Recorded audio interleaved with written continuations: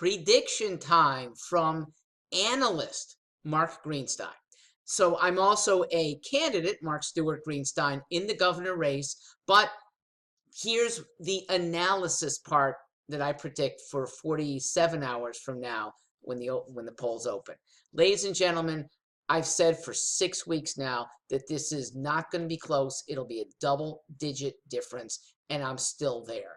My numbers, Bob Stefanowski, 41, maybe 42. Ned Lamont, 53, Oz 4. Why so low for Bob? Well, number one, this is a generally Democrat state. In terms of registration, it's significantly Democrat. Amazingly, Tom Foley came close twice in a row. Bob's not going to come close because he hasn't given a strong enough reason to pull people away from Ned Lamont. I see the Republican as capped at 45%, unless there's something extraordinarily bad about the Democrat. Well, try as he might, nothing has stuck terribly about Bob's message about Ned. He still thinks he's running against Dan Malloy. And Ned is not going to destroy Connecticut, okay? He'll make it better than Dan Malloy. So we're incrementally moving forward. Bob doesn't paint the right picture of himself as a robust leader.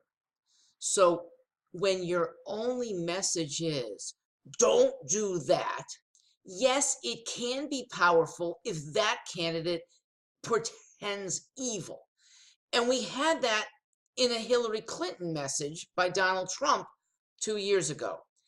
You don't have the same, okay? People see through that. And when they don't see anything else in the Stefanowski campaign, then there's no good reason to vote that way. That 45% is a high cap. I think we're going to be 3% or even worse below that. His number should be really 40, but there's that independent party line that sucks in a few people who think they're voting for an independent.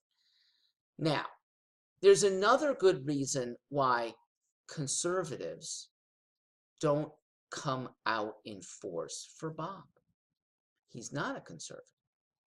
And the record of Republicans in the state, when they do get into power, has not been good for conservatives.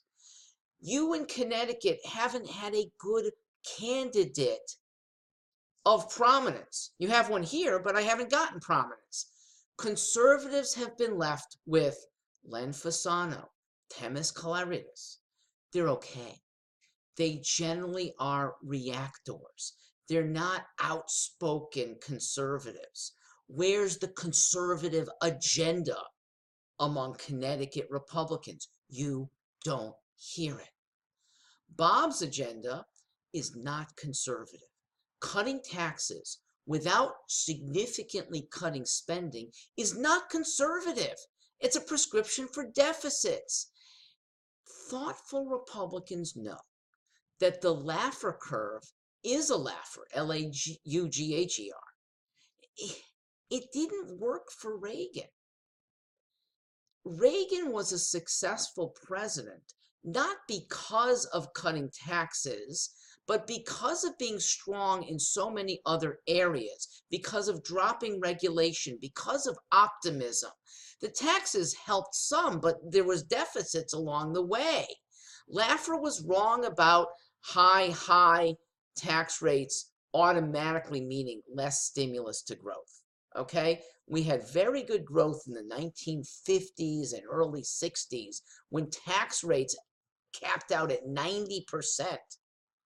People still did go to work. Seems kind of weird, but it still happened. Stefanowski has embraced Laffer and has not embraced David Stockman or the people who are wise about deficits mattering. I think most Republican voters are wise that you can't just whack your revenue without whacking spending, okay? Here's the conservative that'll cut spending, but media hasn't given me significant attention. We'll see what happens over the next few years. Ladies and gentlemen, when Republicans are so frustrated that when they do finally elect somebody, they end up with Roland, Weicker. It's hard for them to turn out in force. So without a conservative agenda, without a really riveted conservative spokesman, I mean, Republicans should be happy to get 40%. I think that's where you're going to end up. 42 is what I see as Bob's max. He had a great opportunity to try to roll back socialism. The Republican nominee has the pulpit, has the ability for 12 precious weeks to talk about the evils of progressivism, to talk about why individualism should supplant groupthink, why less government is so important to personal and fiscal growth, why education is better done left by choice and not bureaucracy. He's absconded on all that, putting everything back into oh, we'll grow our way out. I'll find some waste and cut it. That doesn't cut it with enough real voters.